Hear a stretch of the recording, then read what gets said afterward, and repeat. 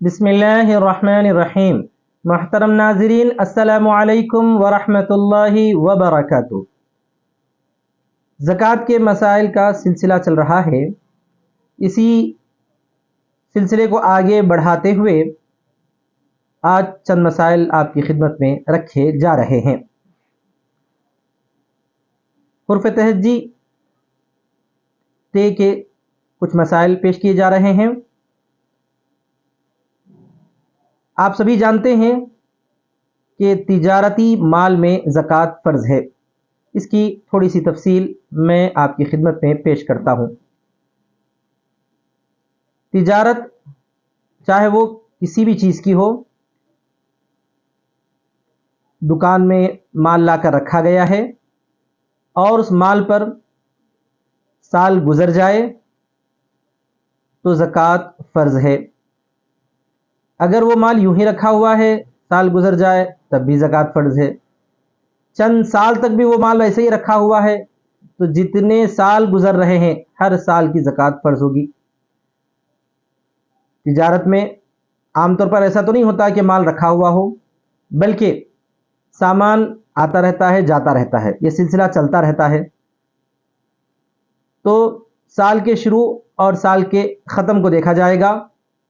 مثلا اگر کسی تاجر کی زکوٰۃ کا جو حساب ہے وہ رمضان المبارک کی 10 تاریخ کو بنتا ہے، تو سال گزشتہ رمضان کی 10 تاریخ کو نصاب کے برابر اگر ان کے پاس تجارت کا سامان موجود تھا، بیچ میں کچھ سامان فروخت ہوتا رہا، پھر دوسرا سامان خریدتے رہے، پھر فروخت کرتے رہے، پھر خریدتے رہے، یہ سلسلہ چلتا رہا۔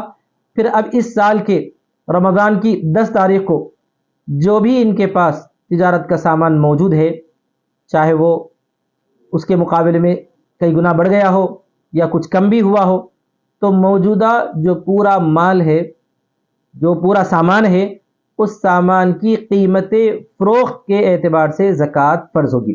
قیمت فروخت کا مطلب یہ ہوگا کہ وہ سامان اگر بیچتے ہیں تو اس کی کیا قیمت آئے گی، اس پورے اسٹاک کا، اس پورے سامان کا حساب کیا جائے اور اس میں سے 2.5% زکوٰۃ فرض ہے۔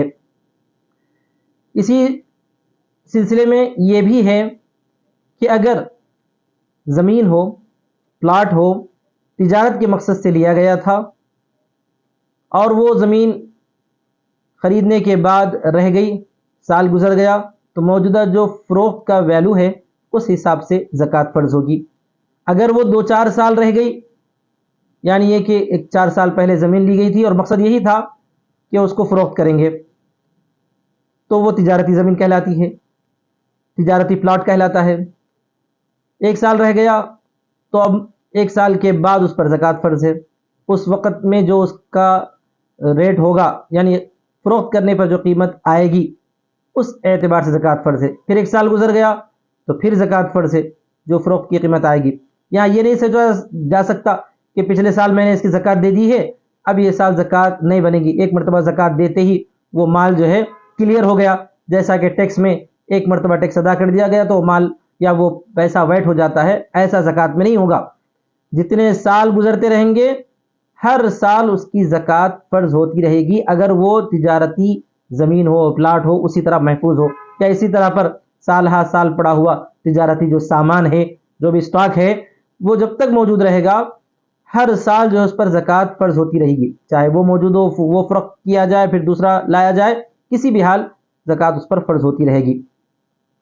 اور اس میں یہ بات بھی ذہن میں رہے کہ تجارت کے سامان میں فروخت کی قیمت کا اعتبار ہے، یعنی بیچنے سے جو اس کی قیمت آئے گی اس کا اعتبار ہے۔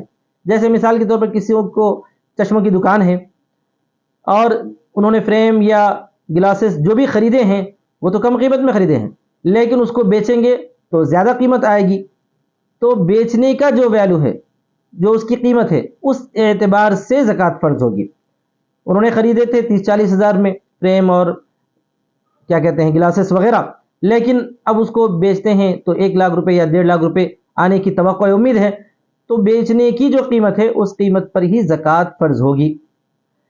اس کے ساتھ ساتھ کچھ اور مسائل بھی ذکر کیے جا رہے ہیں۔ تجارتی قرض کا بھی ایک مسئلہ ہے۔ تجارتی قرض کا مطلب یہ ہے کہ ہم نے کسی کو کوئی چیز بیچی اور انہوں نے پیسے نہیں دیے، یہاں تک کہ دینے میں انہوں نے جو ہے 1 سال گزار دیا، تو وہ جو قرض ہے وہ ہماری ہی رقم ہے، لہذا اس پر زکوٰۃ فرض ہوگی۔ 2 صورتیں ہیں، انہوں نے ادا کرنے سے پہلے بھی اگر ہمارے پاس پہلے سے نصاب کا سال گزر جاتا ہے تو یہ بھی اس میں شامل ہوگا، اور زکوٰۃ کے میں اس کو بھی شامل کر کے اس کی بھی زکوٰۃ دے دینی ہے۔ یا اگر یہ بھی ہو سکتا ہے کہ وہ پیسے چونکہ ہمارے ہاتھ میں ابھی آئے نہیں، ہم حساب تو کر لیں لیکن وہ پیسے آنے کے بعد اس پیسے کی جو ہے زکوٰۃ بعد میں بھی ادا کر سکتے ہیں، یہ بھی ایک شکل ہے۔ لیکن ہمارے تجارت سے جو قیمت ہم کو آنے والی ہے اگر وہ قرض رہے تو اس قرض پہ بھی زکوٰۃ فرض ہوگی۔ اس کے بعد اور ایک مسئلہ یہ ذکر کیا جاتا ہے جو حرف تہدید تے سے ہے، تجہیز و تکفین میں کیا زکوٰۃ دی جا سکتی ہے؟ تو ذہن نشین یہ مسئلہ رہے کہ زکوٰۃ کسی ضرورت مند کو مالک بنانے سے ادا ہوتی ہے۔ تجہیز و تکفین میں چونکہ کوئی اس کا مالک نہیں بنتا، جس مرحوم کو کفن دفن کیا جاتا ہے وہ بیچارہ تو مرحوم ہے، وہ مالک بننے کے لائق نہیں ہے، لہذا تجہیز و تکفین میں زکوٰۃ نہیں دی جا سکتی، یعنی کفن کے لیے یا دفن کے لیے زکوٰۃ جو ہے لگائی نہیں جا سکتی۔ ہاں یہ ہو سکتا ہے کہ جو مرحوم ہے اس کا ولی اگر محتاج ہے، ضرورت مند ہے، اور ولی کو مالک بنا کر اس کے ہاتھ کو دے دیا جائے تو وہ جو ہے اپنا جو بھی مرحوم ہے، اس کے والد ہو یا والدہ ہو جو بھی ہو، اس مرحوم کے لیے اگر تجہیز و تکفین اپنی طرف سے وہ نظم کرتا ہو تو یہ گنجائش نکل سکتی ہے۔ اور ایک اہم مسئلہ ہے حرف تہجی تے سے شروع ہونے والا زکوٰۃ میں سے ترکے کی رقم میں زکوٰۃ۔ وراثت اگر کسی کو ملی ہے اور اس میں جو ہے ان کو پیسے آئے ہیں ترکہ، تو اس پیسے پر کیا زکوٰۃ فرض ہے؟ تو اس کا جواب یہ ہے کہ اگر پہلے سے یہ صاحب نصاب ہیں اور ان کے نصاب کا سال آ چکا ہے تو اس ترکے کی رقم کو اس میں شامل کر لیا جائے گا، اور اس نصاب کے ساتھ ساتھ اس کی جو زکوٰۃ ہوگی اس کے ساتھ ساتھ اس پر بھی زکوٰۃ فرض ہوگی۔ اگر یہ پہلے سے صاحب نصاب نہیں ہے تو جب ترکے کی رقم ان کے پاس آئی، اب یہاں سے جو ہے اگر وہ نصاب کے برابر رقم ہے تو پھر اس کے سال گزرنے کا اعتبار کیا جائے گا، اس پر زکوٰۃ فرض ہوگی۔ لیکن اگر جس کو ترکے کی رقم ملی وہ نابالغ ہے تو پھر اس پر زکوٰۃ فرض نہیں ہوگی، کیونکہ نابالغ پر زکوٰۃ فرض نہیں ہوتی۔ اور ایک اہم مسئلہ ہے ہوائی ٹکٹ خریدنا۔ ایک تو یہ ہے کہ ہوائی جہاز کا ٹکٹ خریدے، خود اپنے لیے خریدے، ہم کو سفر کرنا ہے تو چاہے 2-4 مہینے پہلے خریدے ہوں، چاہے 1 سال پہلے خریدے ہوں، تو چاہے وہ کتنا مہنگا بھی ٹکٹ ہو اس پر تو زکوٰۃ فرض نہیں ہوگی۔ لیکن اگر کسی کی جو ہے ہوائی ٹکٹ کا بزنس ہے، کسی کی کوئی کمپنی ہے، کوئی آفس ہے جس میں وہ ٹکٹ خریدتے ہیں بیچتے رہتے ہیں، جیسا کہ بعض جو ایجنٹس حضرات کرتے ہیں کہ چند ٹکٹیں خرید کے اس کو رکھ لیتے ہیں، جب جو ہے اس کا ویلیو بڑھ جاتا ہے تو اس کو فروخت کرتے ہیں۔ اگر کسی کا ایسا بزنس ہے، ایسی ایجنسی ہے، تو پھر اس پر زکوٰۃ فرض ہوگی۔